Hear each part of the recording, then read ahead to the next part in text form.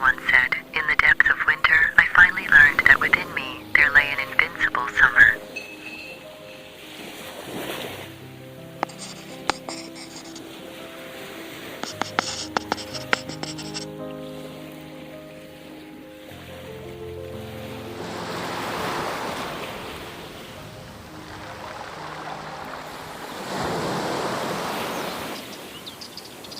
Why do you hate summer so much? You don't even have friends to miss. You have plenty of time now to be busy with your hobbies, and you can read as much as book you want. Watch movies from night to day. No bullying classmates or overlooking friends or colleagues to make nasty comments about your outfit, your makeup, and who you are.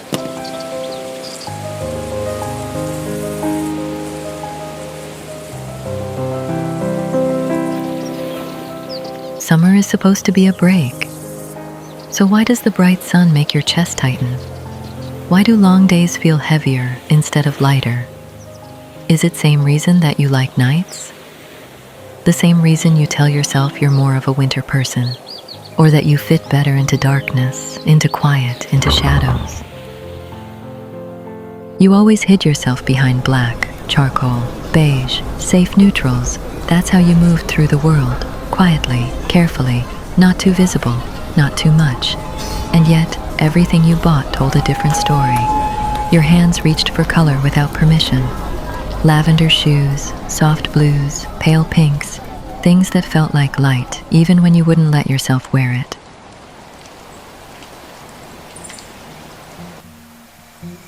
You tell yourself you're not a summer person, but the truth is, you don't like rain that traps you inside. You don't like gray skies. You don't even like winter that much. Dark weather takes your freedom away, even though you don't really use it when the sun is out.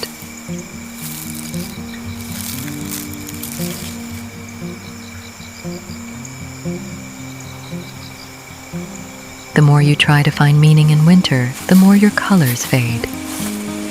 Having chunky, bulky coats, it's actually not for you. You don't want to be wrapped up thousands of fabric to feel lost. You're already lost in yourself. So you decide to romanticize autumn, the season of cardigan. And who doesn't even like hot chocolate season? So you don't even have to pretend to like autumn.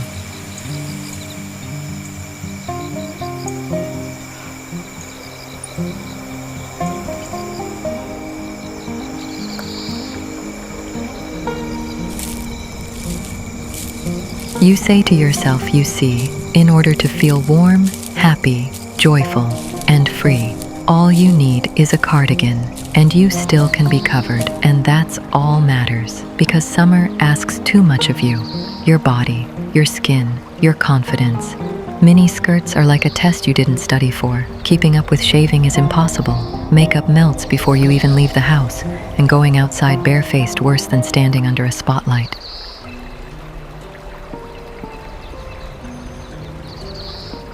And who is even going to swim? That is for other girls. The athletic ones, the confident ones, the ones who don't carry their bodies like something heavy strapped to their backs. They are not constantly aware of every second. How do they look?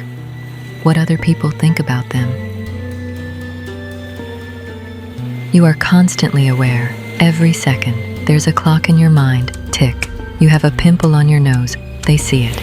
Tick, your arms are hairy, hide them. Tick, you look ugly when you laugh. Tick, your tights are sweating, but your legs have marks. Tick, tick, tick.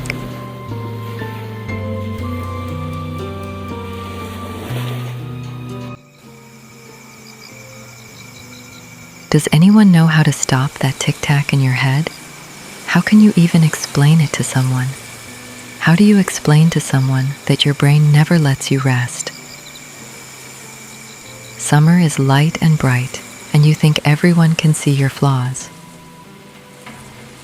You skip plans, avoid mirrors. How many times you stuck at house just before leaving because you were too busy to pick at your skin for hours instead of showing up? You aren't avoiding summer, you are avoiding yourself. And no one ever told you that overwhelm can look like that picking your skin for hours every day is actually a form of OCD, tangled with all those insecure thoughts about yourself. You go into a meeting by planning every possible scenario in your head. You calculate everything you're going to say, like a 5-year-old rehearsing lines. Like the way you leave a meeting thinking, "Now everyone hates you.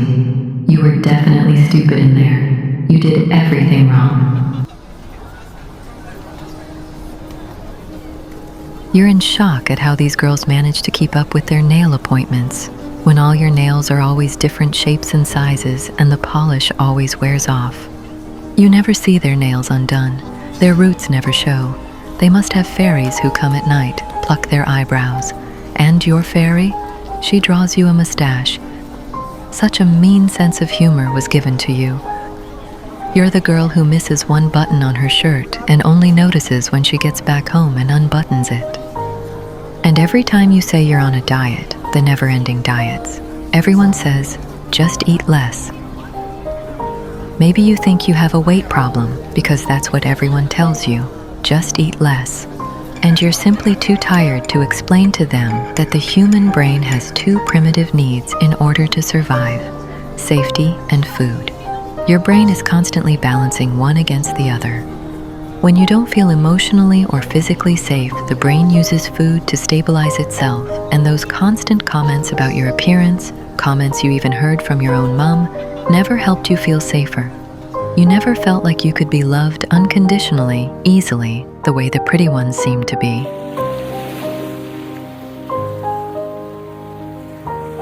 You try to fill the gap where love should have been, but it never works.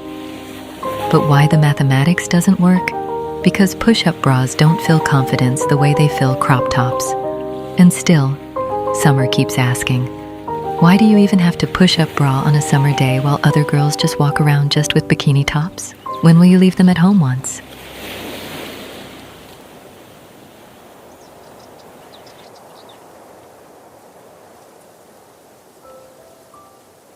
Have anyone told you that confidence isn't something you're born with?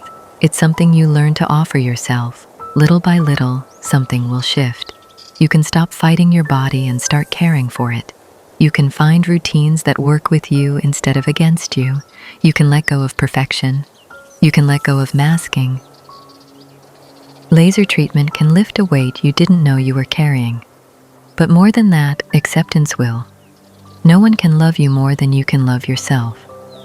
Do you know why do you need self-compassion?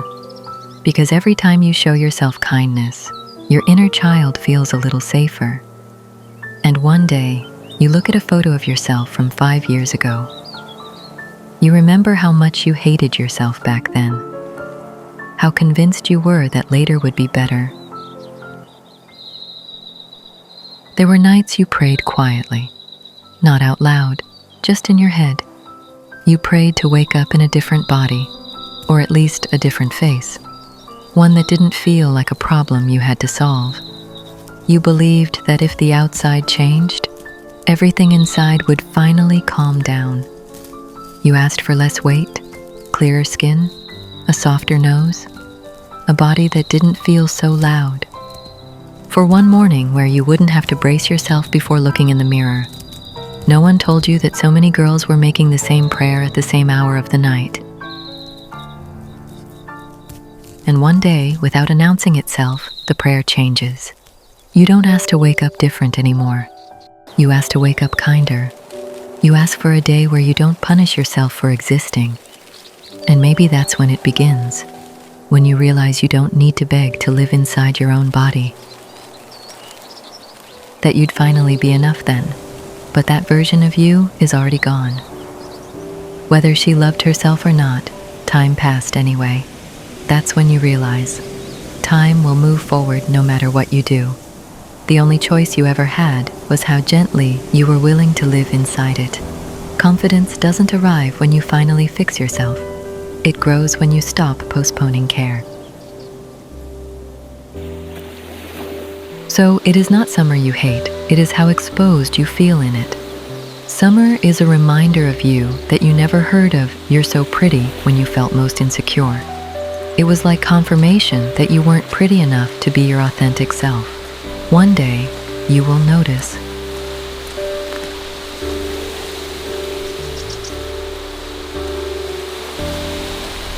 Maybe your color season was always light summer. That's why you were drowning to those colors. Of course, you always wore white. It was neutral, but it was still light. It let you exist without disappearing. It let you be yourself without feeling exposed. You weren't trying to hide who you were trying to stay safe while being yourself. Black made you invisible. Color felt dangerous.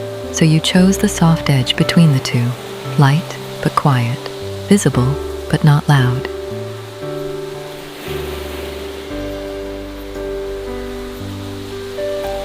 And maybe that's how you learned this.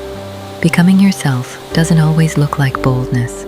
Sometimes it looks like choosing light in the smallest way you can tolerate. White first, then lavender shoes, then summer. And when you stop hiding, you won't just find beauty in summer, you will find it in yourself.